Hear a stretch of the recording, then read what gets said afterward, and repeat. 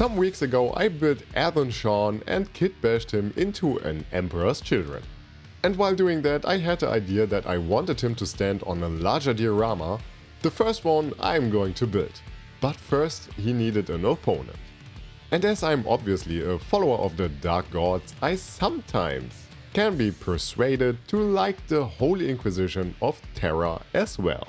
And I thought I built a heavily inspired Space Marine agent who works under the Inquisition, as the Space Marine Inquisitor is by my knowledge not really a thing. But an inquisitorial agent can reach from a cyber rat to a former captain now in service of the Inquisition. So anyway, the idea was fit and I thought that the Corsaro Khan model was an excellent starting point. This will stand in focus today, the holy symbol of the Inquisition. So let's remove the miniature from its runner and get rid of all the white scar symbols. I just cut these away and used a fine sanding sponge to create smooth roundings, for example on his kneecaps. I removed the head from his hands, built the little not so little birdie, and after that the rest of the miniature.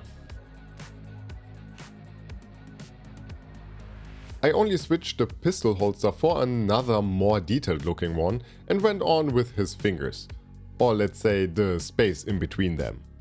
These were still filled with the hair of his former victim, so I had to cut these out as clean as I could. A very sharp and pointy hobby knife is very much welcomed here.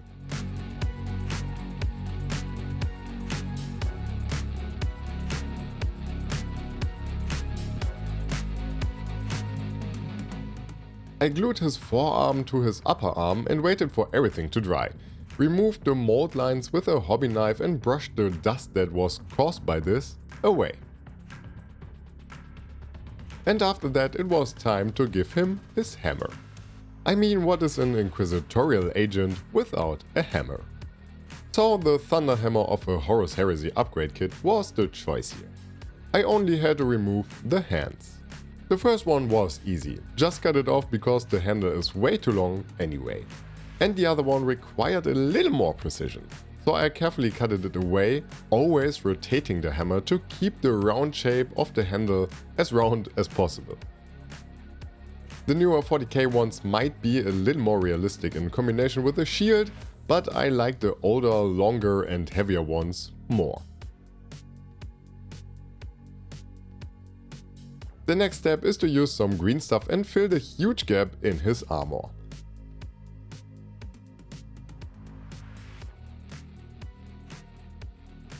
But first I wanted to give him his hammer, so a little bit of that tactical rock had to be removed so that the hammer can sit in his new home.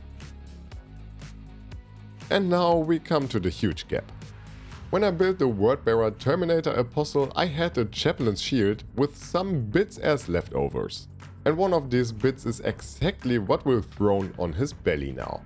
I only had to remove a bit of material as well as the lower scriptural-like part, so it fitted perfectly onto his lower front armor. And after I pushed it into the green stuff, I had to remove a little bit of that excess and shape it like a belt with my sculpting tools, which are an out-of-service knife and a silicone sculpting tool.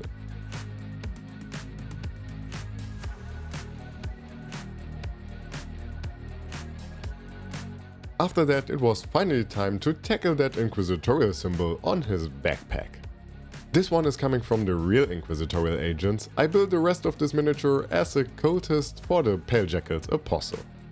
As this one has a really tiny connection point to that backpack, I thought I better drill holes into both of them and put a bit of an office paper clip into them.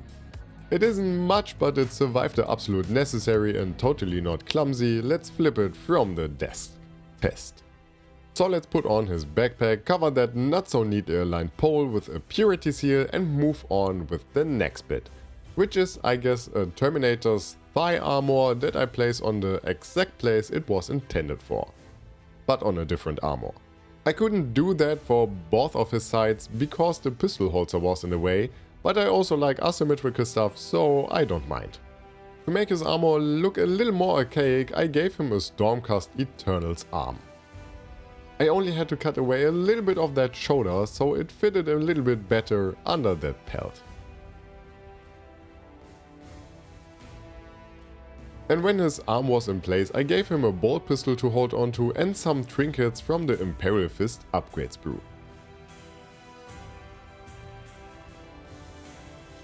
And after that I went on with sculpting a little amount of fur with my sculpting knife, gave him his intended pin or brooch, as well as a Terminator Sergeant's helmet, and went on with the painting. By the way, if you made it up this far and you want to see more Imperials getting Kitbash together, leave a like, it's the quickest way to let me know that you like the content. And if you want to help push this here even further and to other people, it is incredibly helpful to use the new hype function. So thank you in advance. I started with a color mix of dark rust, copper and rich gold by Pro Acryl. I just wet blended these ones onto the miniature, aiming for the copper and rich gold more towards the sun catching areas and the dark bronze more into the shadowy ones. And after that I shaded these metallics with Reichland Flashshade and Vallejo's Gamewash Black, again the black more towards the shadowy areas.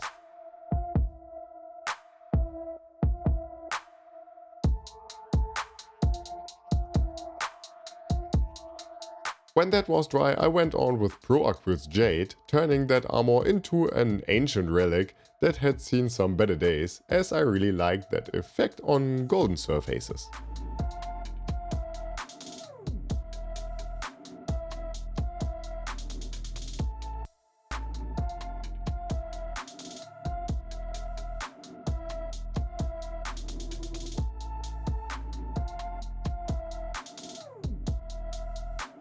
And for the pelt and the eagle, as well as all the leathers and bones, I went for a 50-50 mix of dark rust and burnt red. To make the bird look even more alive, I also mixed a little bit of evil red in there. And after that it was time for his cape. That again got a coat of evil and gory red and a highlight of scarlet red, as well as the hilt of the hammer and the cords on his chest.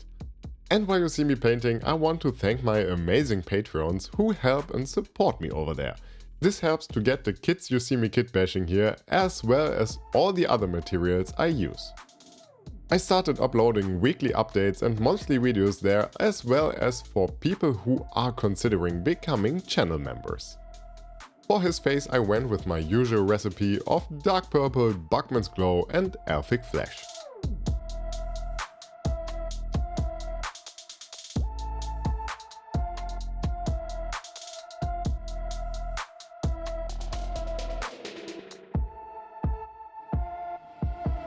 Now back to all the bones and the papers. I used a 50-50 mix of dark rust and Elfic Flesh for that one as a mid-tone, and after that a pure Elfic Flesh for all the edges.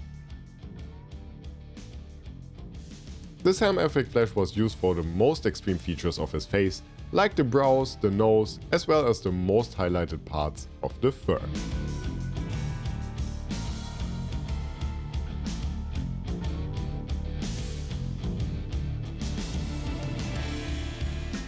After that it was time to tackle the leather, so the pouch as well as the falconer's glove and the most raised details of that bird as well. I used a pure burnt red for that to achieve a really nice warm and healthy brown tone.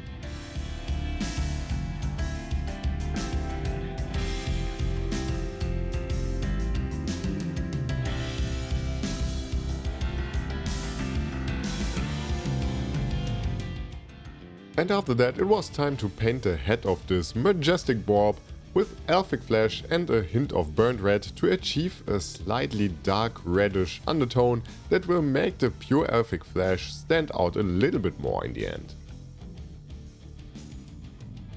After that it was time to paint the silvery metallics like the hammer and the trinkets with dark silver by Pro Acryl, and give the entire gold armor a very slight edge highlight with light bronze onto the most raised parts.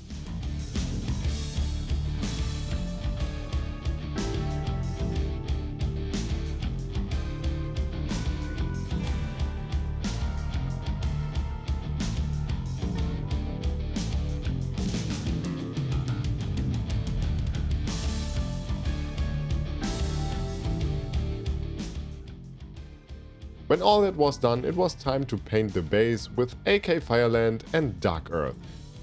I just wet blended these into each other to get a bigger variety of hues.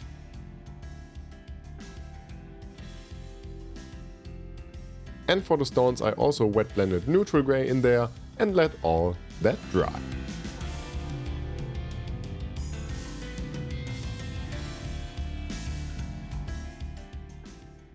So what do you think of this little agent? I think he has a lot of aura farming going on with him, to use some modern language. And now I want to tackle the rest of this diorama working with some new materials and new stuff. Most of that will already be here when I upload this video. I just have to remove some things from my always busy table. So I hope you as well cannot wait to see me struggle with some new things, and I am already looking forward to it. But that's it for today. I hope you were entertained and we are going to see each other in the next one.